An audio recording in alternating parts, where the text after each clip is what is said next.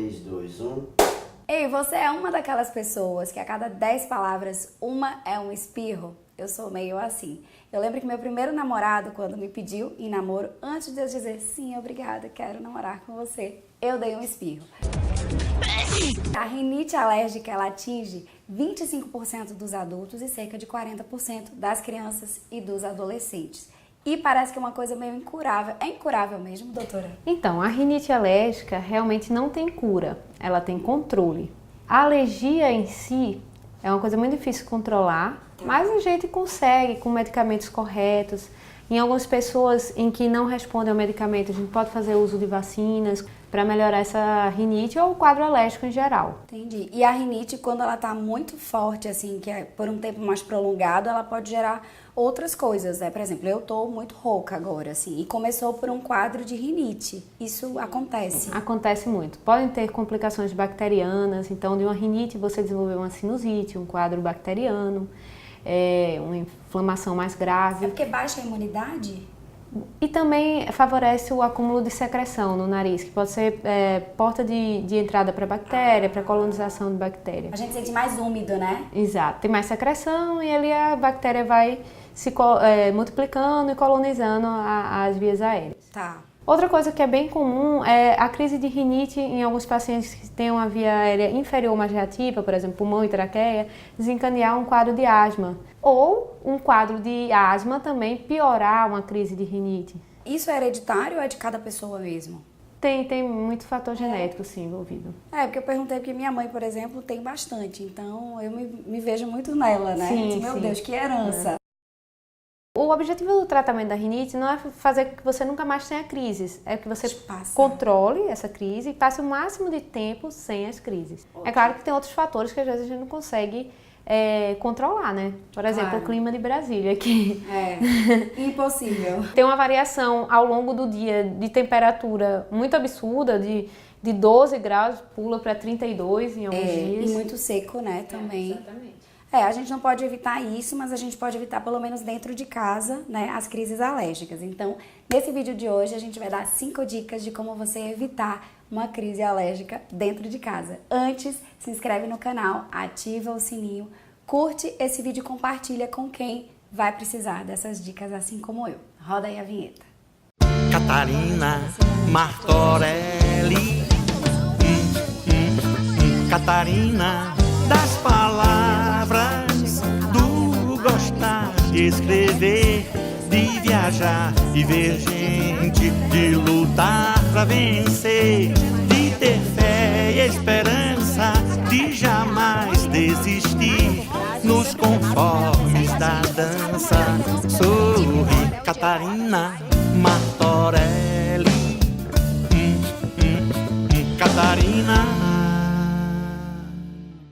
Bom, como eu disse, antes da vinheta, a gente vai dar agora 5 dicas, eu e a doutora Manuela, de como você evitar crises de alergia dentro de casa, já que fora de casa é meio difícil, né? Vamos então para a dica número 1.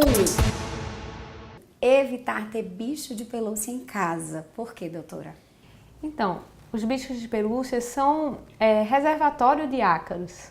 Mesmo aqueles antialérgicos, eles podem acumular o ácaro, que vão se depositando na superfície, né, de bichos de pelúcia e em outros tecidos. Os ácaros, eles são bichinhos muito pequenos, assim, microscópicos, que a gente não consegue ver, né?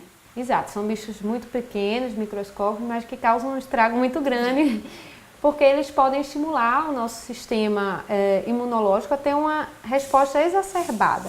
Dica número 2. Evitar cortinas e tapetes por causa do ácaro. Exatamente, pelo mesmo motivo da dica número 1, pelo acúmulo de ácaro. Então, quanto mais clean a sua casa for, melhor, mais arejada.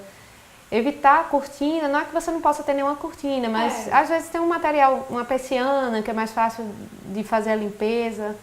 Tapete não, tapete é uma coisa mais pesada mesmo, vou evitar. Mesmo usando aspirador, a gente não consegue se livrar. Dica número 3.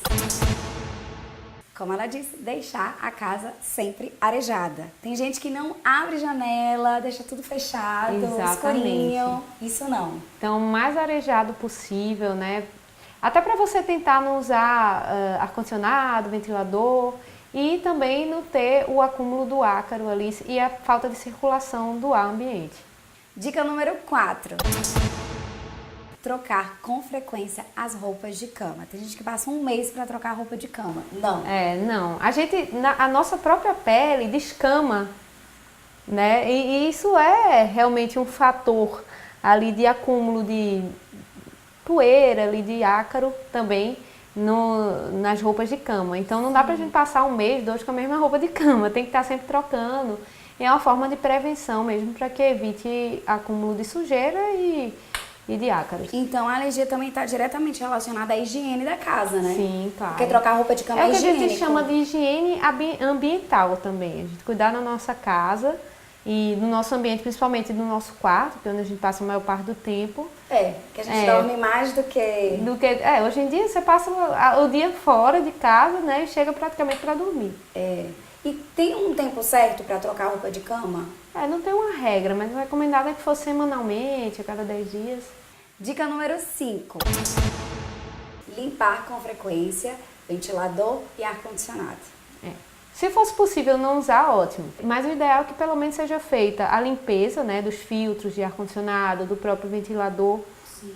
E também a manutenção do ar-condicionado. Às vezes a gente passa 3, 4 anos, não sabe nem o que é manutenção do ar-condicionado. E mesmo só troca o gás do ar-condicionado do carro, mas mesmo o ar-condicionado de casa tem um período aí de frequência para você fazer a manutenção. Fora essa limpeza no ambiente, a limpeza nasal também é importante. Isso, importantíssimo. Tá.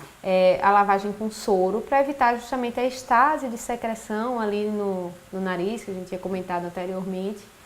Aqui em Brasília, particularmente, é importantíssimo mesmo, porque aqui é muito seco, então manter essa via aérea umidificada, né, já que o ambiente às vezes pode não contribuir, mas mesmo em lugares muito úmidos, aí Manaus, Recife, é bom você fazer a lavagem nasal.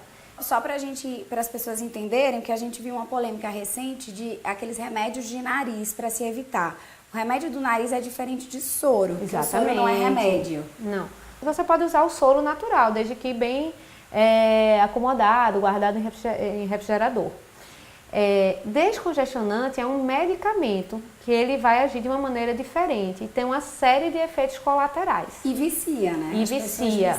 E tem efeitos sistêmicos também. Não é só assim, ele causa uma obstrução rebote, mas como ele vai levar também a um aumento de pressão arterial, tá? A um ataque cardíaco. Então a pessoa já tem uma arritmia, por exemplo, pode piorar, pode ter um risco de alguma complicação cardíaca. E se é medicamento, só usar com prescrição médica, sempre. Tá bom, obrigada, doutora, adorei. Gente, ficam aí então essas dicas, tá? Procurem usar pra gente ter uma saúde melhor.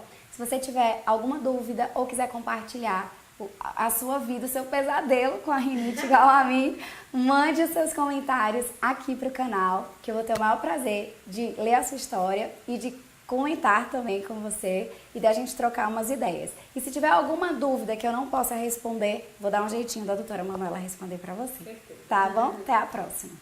Catarina Martorelli, Catarina